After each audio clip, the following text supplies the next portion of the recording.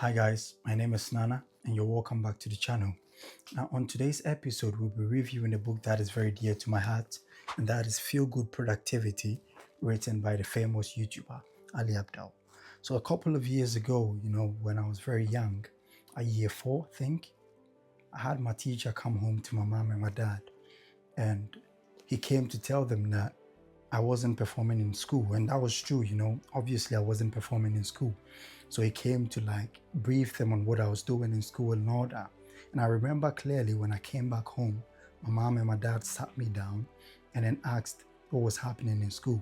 So I told them everything was okay, but little did I know that my teacher had come to them to tell them that, I was too playful in school. So ever since year 4, there's always been this harsh, form of environment for me insofar as academics and everything is concerned. My mom, my dad were always on my neck. You've got to be less playful in order to be more productive. So I grew with that entire productivity system where I feel like, being more playful automatically just evolves into you not being serious in life. So in other words, if you really want to be serious in life, you've got to take everything you're doing seriously. You've got to take the playfulness out of everything you're doing. But it wasn't until, when I got to my master's degree level and I had done my taught courses, I finished my taught courses in the spring of 2022. So I just had my dissertation to go. And I was very stressed because I was spending like 6 hours and 7 hours a day in the library in Brunel University. And that was a very harsh condition for me because I had to work and I just had to do that as well. I was very stressed. I didn't even know what to do. And going into the dissertation, I knew how to, deal with a lot of research, nearly twice as much as I had done in order to finish my taught courses. So my sister suggested something. She said, why don't you just go out there and then have a detour? Go for a show, do something that makes you happy. And I was like, but doing that would probably make me less productive.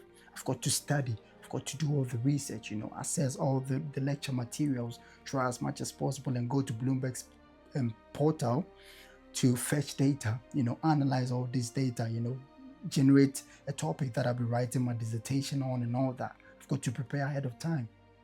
But then eventually I just, listened to her advice.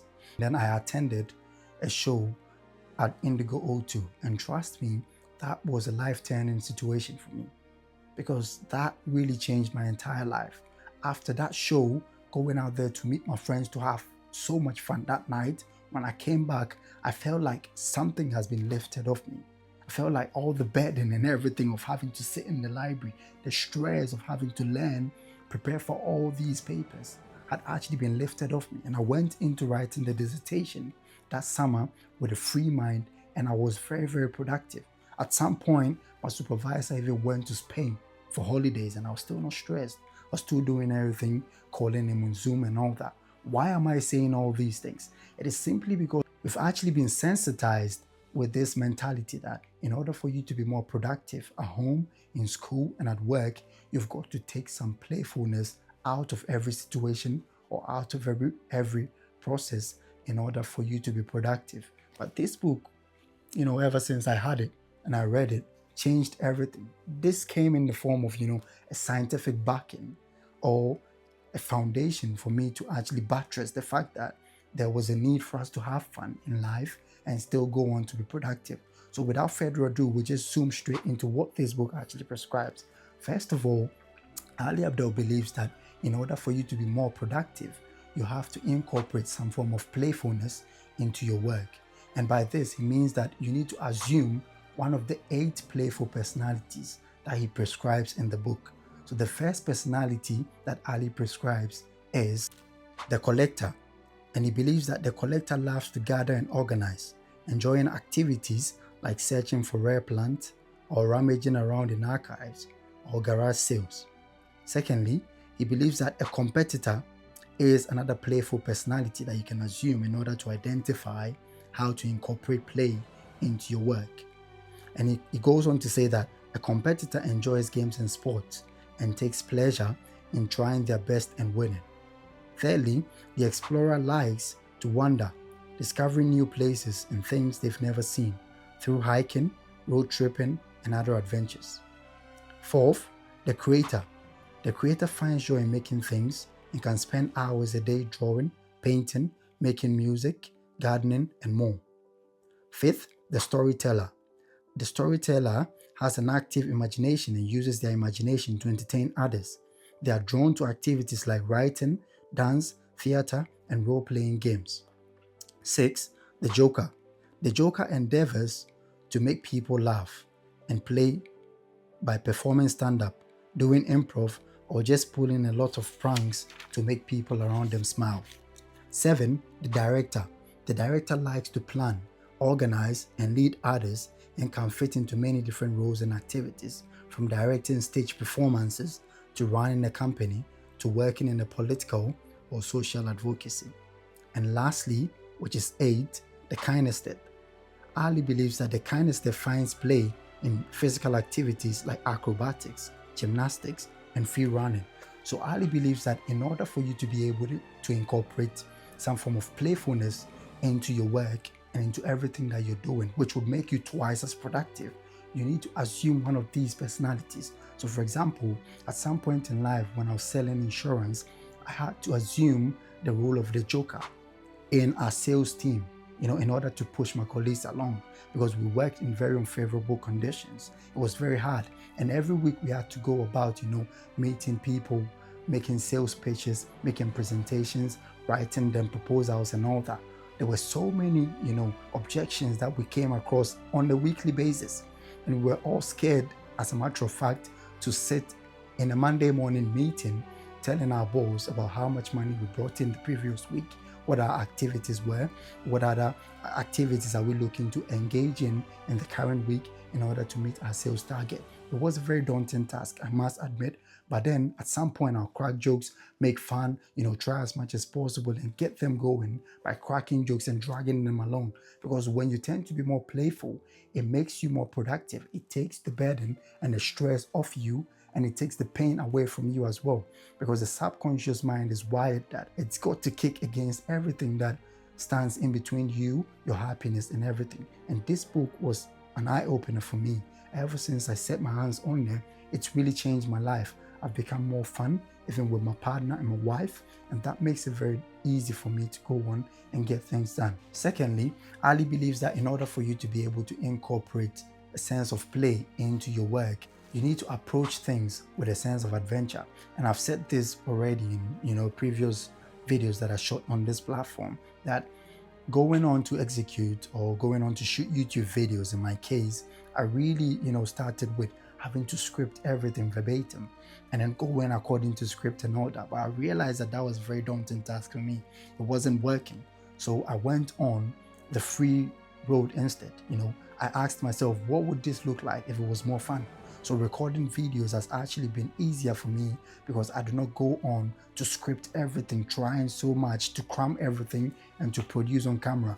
I just go on to freely flow, and I don't really look onto anything. I just have a couple of bullets that I refer to, and I go on to explain everything to the camera freely. And that has really helped me, because that is the fun, that is the approach that I actually adopted according to everything that I've learned in this book, and it's really helped me a lot. Thirdly, in order for you to be able to incorporate a sense of fun into your work, what you need to know is that Ali goes on to advise that you need to approach failure as a mere invitation for you to try other things. So he believes that in order for you to be successful, you've got to take this burden off yourself, that anytime you fail, you feel like, something has been taken away from you, or you lose something.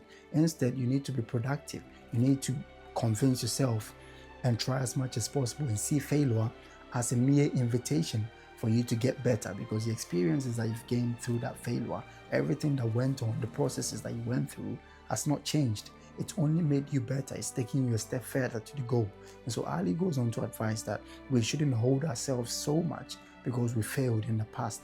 Instead, that failure should serve as an inspiration for us to go on and pursue greater heights and to achieve anything that we set our minds to do. Ali goes on to cite an experiment that was conducted in 2016 by a NASA-trained engineer to back the fact that anytime that we fail, we tend to hold back, and then it makes us less and less productive and less creative. So this is how he states it. In 2016, a NASA-trained engineer named Mark Rober recruited 50,000 people to try out a new computer challenge. He wanted to prove that anyone could learn how to code, he told them. And so he set them off on a series of relatively easy coding challenges. In fact, the experiment was more complicated than Rober let on.